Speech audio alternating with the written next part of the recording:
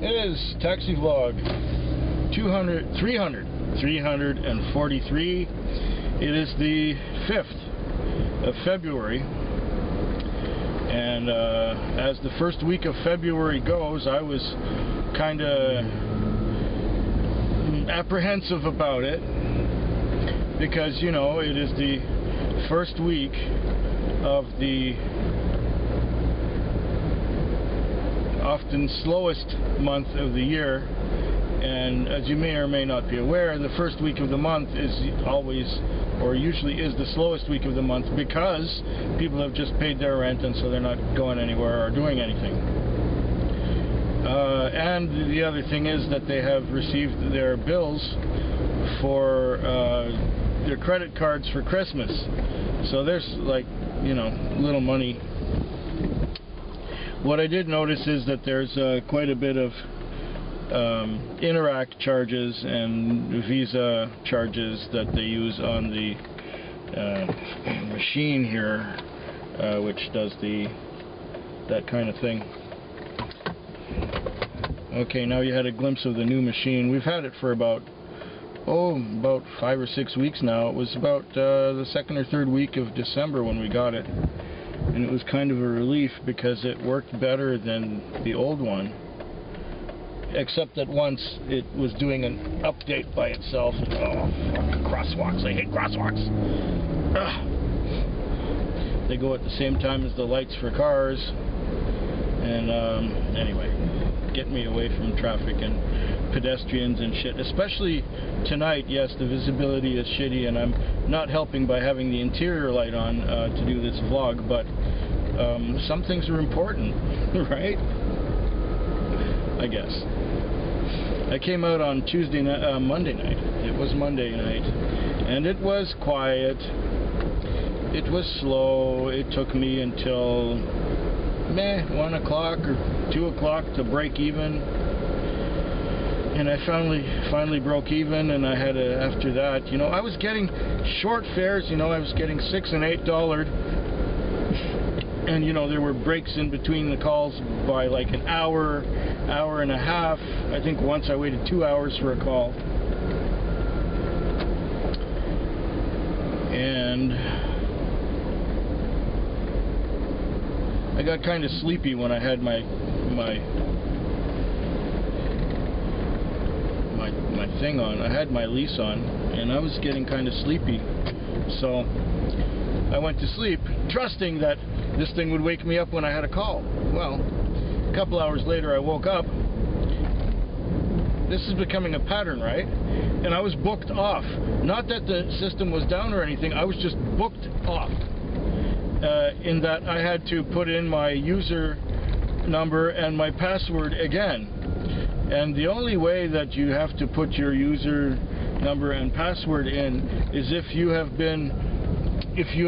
booked yourself off, or if the dispatcher has booked yourself off.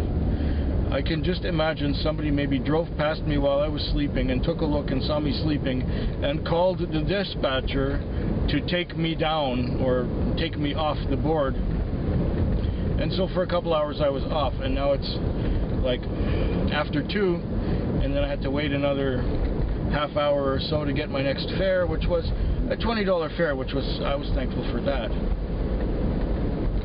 And then I had another $10 fare about an hour after that, and there I was. It's like 4:50, 5 o'clock, and I went to sleep again at about 4:50. Now let me just check something here. Did I have...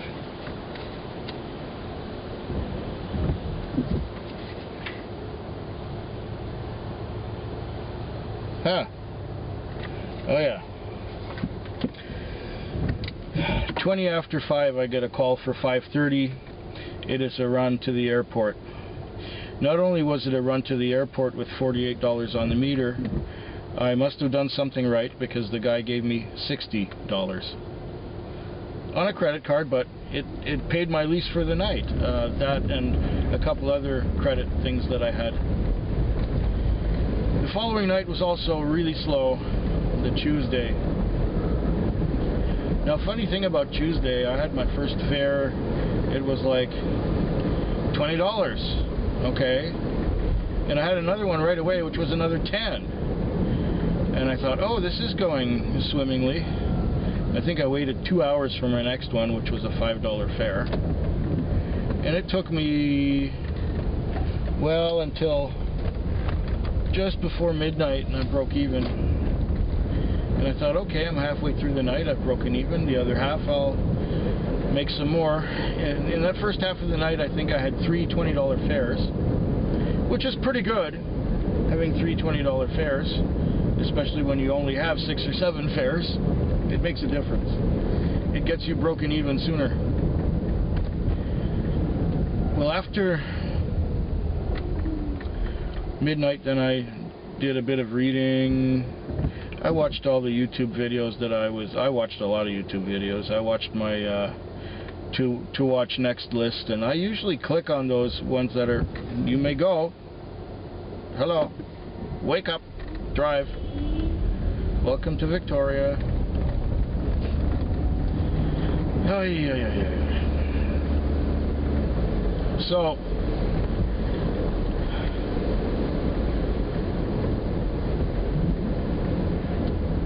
at one point, I had watched a lot of videos, and I was reading my book. I was starting to get into the book I'm reading, and it's this one here, Orphan's Triumph by Robert Brittner. And it's a fast read, and it's an exciting read, but I haven't had too much of a chance to get to it. I've had it with me for about a week. I'm about maybe 100 pages into it. Well, all week this week, Monday, Tuesday, Wednesday. And I'm only 100 pages into it. So that means I was busy. It was so bleak out here, it was quiet, everybody went home. And after I dropped somebody off in Esquimalt, I realized that there was a police roadblock being set up at 2:30 in the morning on Wednesday morning, when there was no traffic anywhere and nobody was going anywhere, nobody was doing anything. I was not getting many calls, but some of the calls that I had were good, like I mentioned before. And we're coming up to the very spot where the police roadblock was. Just up ahead here, you might be able to see the Uptown Mall over my shoulder. And if you don't see the Uptown Mall over my shoulder, that's quite all right too. Just here is where they have their roadblock, typically, as you enter the #1 highway from Douglas Street. But I'm going to get off here because I'm still going to stay in my zone. I want to still be able to get calls. I was 5th when I booked on, some time ago. Oh, road construction. They haven't finished this shit yet? Okay, history. That's not what I want. Exit. Update. That's what I want. I want an update on my position. Number 5 I was when I booked in. It might be slow tonight because last night was busy. Did I mention? Oh, I'm 2nd. What do you know? Okay, so I'll tell you. Then they had that roadblock set up, and I picked up a call from there, and the guy was going all the way up to Bear Mountain, which was a $30 fare. Uh-oh, I'm getting sent. I'll have to make a quick turn here. Anyways. Oh, almost, yeah. Okay, accept that. And the address is 260. Okay. No worries. I got back into town. It wasn't doing too much. It wasn't very busy. And at one point, I got a call, pick up this girl. She went out to Langford. And this was at like 4 o'clock. After 4:30. And I got out there, it was just a little after 5. And when I was in the Western Communities, I got another call up in the Highlands, and I thought, Highlands? Well, if it's in the Highlands at this time, it's like 5 in the morning. Highlands must be going somewhere, like to the airport, or like far from the Highlands, because in the Highlands there's nothing. It's like a rural community. And I have trouble with that word rural. Yes, I do. I don't know why, but I just do. And there were these 4 kids who were in various states of inebriation, and they went near Wishart. And near Wishart is another $30 fare, so 3 $30 fares after midnight. And that was the end of my night. I brought it back into town, washed the car, shook out and washed the mats, and parked it, went home. I will tell you about last night, which was Wednesday night, later, because I have to pick up this customer now. Yeah. First fare of the night, $15. I took this guy from where he lived to a church, and he talked so fast that I had trouble understanding him. When he said it's the church before Shelburne, I understood that it was charged to something on Shelburne, and I didn't know what he was talking about, because he gave me the address of on Mackenzie, and I go, oh, that must be one of those houses between the church and Long Gun Place. It ended up being the church, but I didn't understand what he was saying, and he was telling me, you know, that eventually I'll have to get into the other lane, and it's like, oh my God, this guy is small town. And he talked so fast, and he wasn't really slurring, he was just talking nervously. I think his brain worked faster than his mouth could speak, and my brain worked slower than his mouth spoke. So I was only getting 1 word in 3 for a while there, and he did not take offense when I said, I'm sorry, I don't understand you. Sorry, I think you speak a little faster than my brain can hear. That was, and then he said, oh, no offense. He was good-natured about it. He was all right. So I took the guy to the church, and he was happy, and he was generous, and it was all right. Last night was Wednesday night, and I lucked out early. I was getting like $20 fares back to back, and when I was calling Cindy at 10 o'clock, I had about $100 on, and by midnight I think I had 150 on, and there was a big concert of this group called the Tragically Hip. Now, people are telling me I should be aware of them, and I told them that, look, I've heard of the Tragically Hip, but I don't know what songs they do. I'm not familiar with their music. And you're Canadian and you don't know the Tragically Hip? I say, yeah, but I'm from Quebec originally, so that's a little different maybe. And I think they became popular maybe 20 years ago when I was already in my 30s. So when you're in your 30s, your musical tastes are not being formed anymore. They are formed by the time you're about 20, 25, and then they don't change much. This is probably why when they say to me 90s night, I think, oh, you mean that new stuff I haven't heard yet. And there is a bar in town that has a 90s night, and I say, yeah, it's that new stuff I haven't heard yet. And I guess the Tragically Hip falls in that category. I think the demographic is people in their mid-30s, something like that. So, you know, I was already in my teens when these people were being born, and their musical tastes were being formed already when I was on the threshold of middle age. Anyway, there was a Tragically Hip concert, whatever that means, and I took I think one fare downtown was an old friend of mine. I had him in my car last week too, and we used to drive cab together when I first started 22 years ago. That's how long I haven't seen the guy in about a good decade until next week, and now I get him 2 weeks in a row.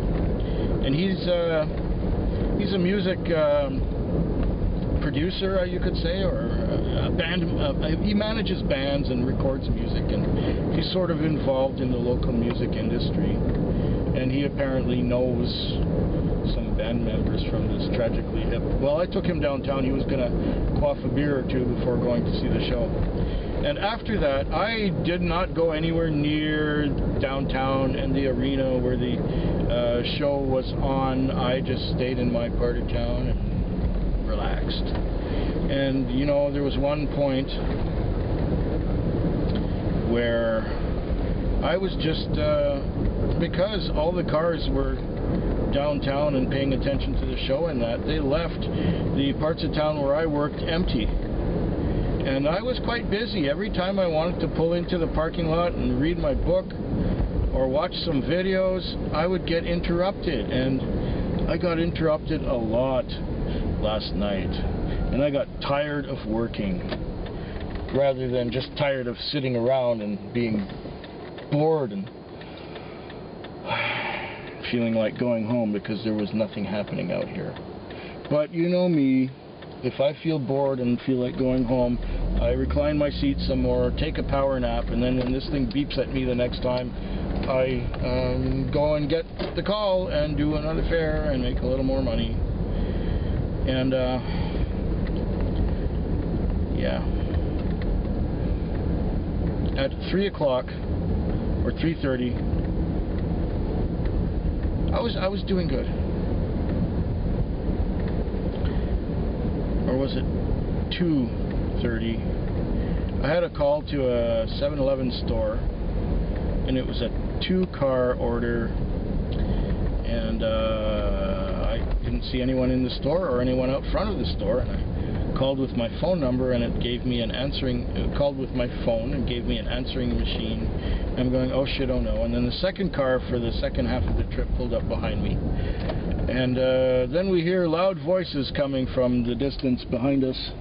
And these two guys each got into one of our cabs, and this guy wanted to go out to Western Communities, and he was so enthused about the Tragically Hip.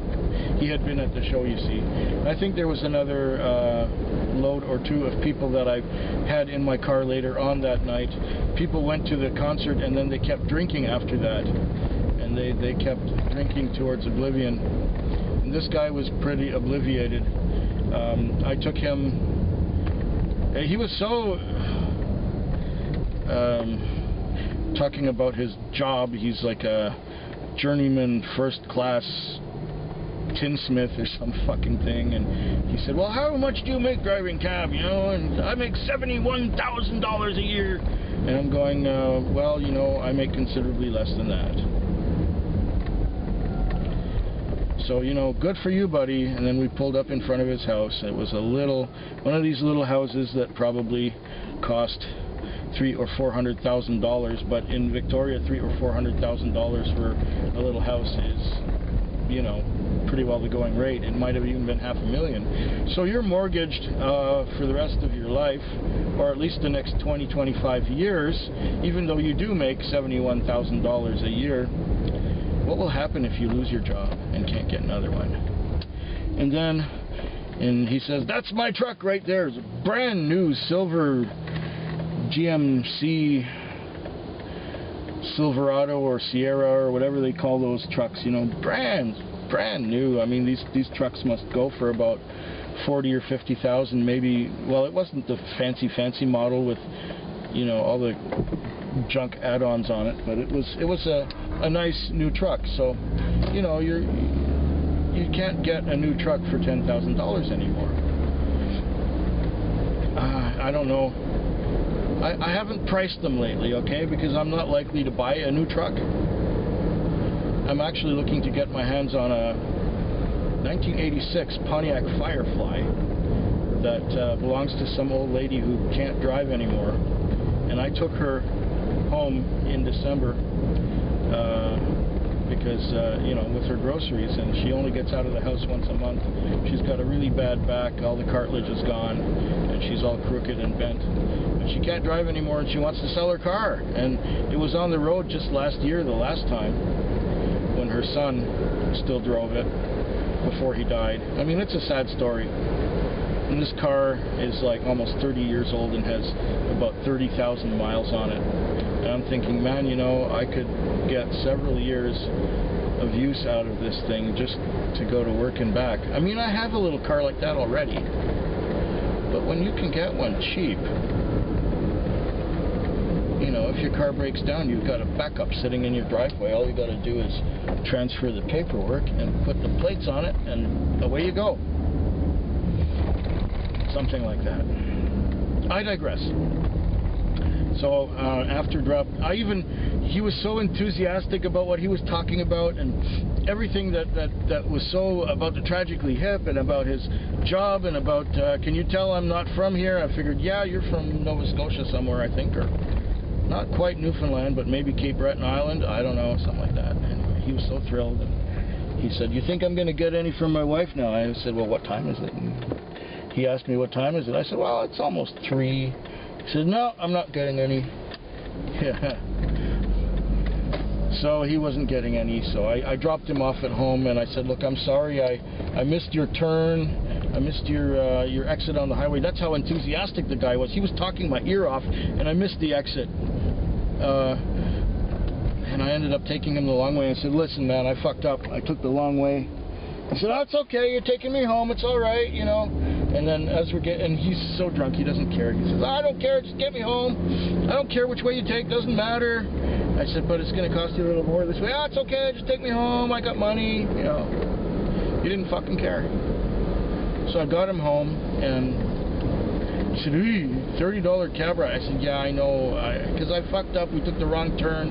It should have been about 25. He says, oh, no, here. So he gives me 20 and 5, and he gives me all the coins he had left, which was about $10 or $12 in change. So I ended up getting $35 or so for that, what should have been a $25 fare. But that's not the crowning achievement of the evening. I got back into town here, and I was just getting back into my parking lot to read my book, and I got sent. It was 20 minutes after 3, and I was being sent on a 3:30 time call. Why is there traffic today? It's Thursday. I was sent on that 3:30 time call to the girls' school, the private girls' school, to pick up a girl. She came out with 2 bags with wheels on them. Not really big ones, just medium-sized ones, which were okay. I say, so you got a long trip this morning? She said, yeah, I'm going to Cancun. Cancun, well, that's cool. That's nice. That's a lot drier and warmer than here. And she said, yeah, there's a wedding. Oh, you're going to Cancun for a wedding. Well, great. I wish I could join you. Not that Cancun is my favorite place. But, you know, Cindy and I are talking about we want to travel next year. We even want to travel this year, but we don't have any money. That means I have to dip into the retirement savings plan just to get money to buy tickets to go even to South Tube. We want to go to South Tube this year. It's being held in a place called Pigeon Forge, Tennessee, which I never heard of, but it's got a Ripley's and it's got a Ferris wheel or something like that. And so, yeah, looking forward to that. First I got to get the money. Anyways, she went out to the airport. It was like $42 or something like that, which was wonderful.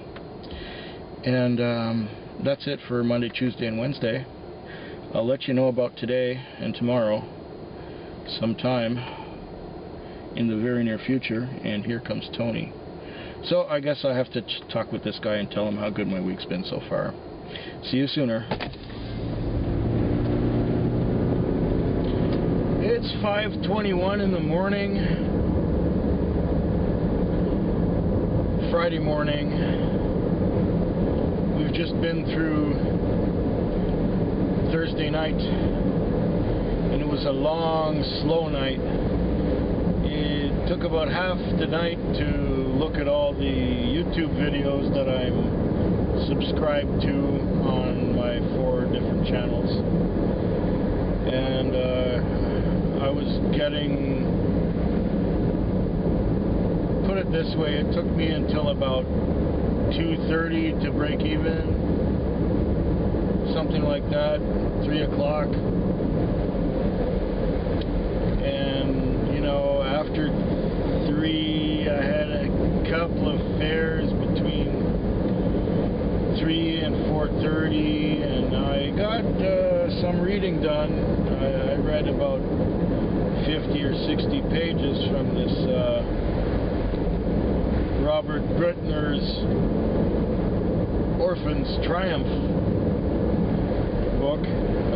Quite entertaining space opera sort of thing. Military space opera. You know, you wouldn't think I enjoy it because I totally am not the military type. But I'm enjoying it.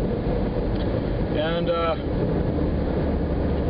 so then at about 4:35 I was sitting there reading a short chapter, and I got sent on a call, which was a 4:45 time call. And once it was 4:44, I was in front of the guy's house. I called him up. He came out carrying nothing but a laptop bag and saying, "I'm going to Palm Springs, take me to the airport." So we had a delightful chat all the way out there about the north of the island and camping and some of the beautiful places we had been to camping in the north of the island. Yep. So that was a pleasant ride out to the airport. And for all my troubles, it was like $45 on the clock. He gave me $55. Said, "Have a good morning." So now I'm just heading back into town. I'm coming into Saanich. Well, I'm in Saanich now. I'm coming back into Victoria. I'm going to shake out the mats, fuel it, and park it, and head home with another happy ending, even though the beginning was really dismal. It worked out at the end again. So, you know, tomorrow night, Friday, who knows what will happen. Hopefully I'll make enough money to go for dinner and perhaps get another bottle of the good stuff. Anyways, whatever happens tonight, I will be back in approximately 24 hours to tell you at the end of this vlog.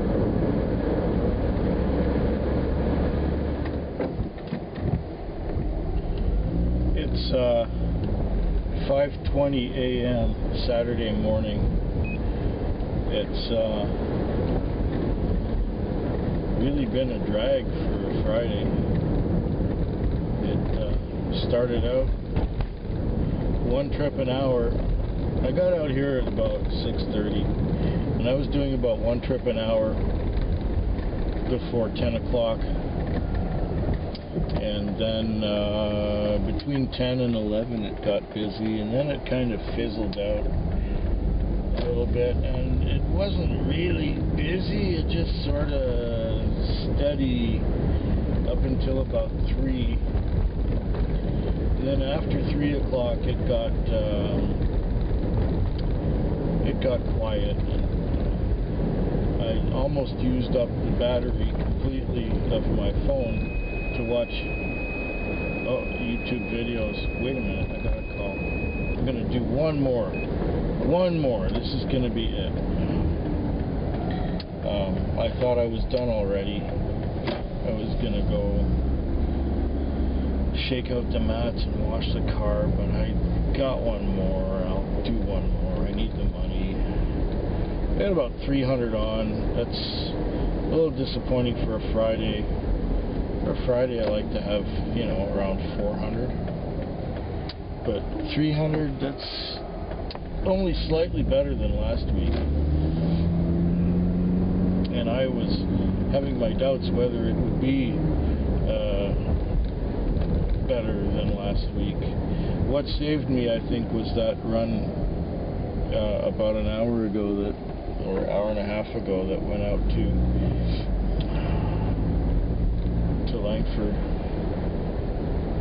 Western Communities, $35 fare. It helped a lot. Anyways, it's miserable. It's raining. I would rather have snow because of the way the light reflects off it. And I'm tired. I'm fed up. I've dealt with enough drunks tonight. They pissed me off. I hope yours is better than mine.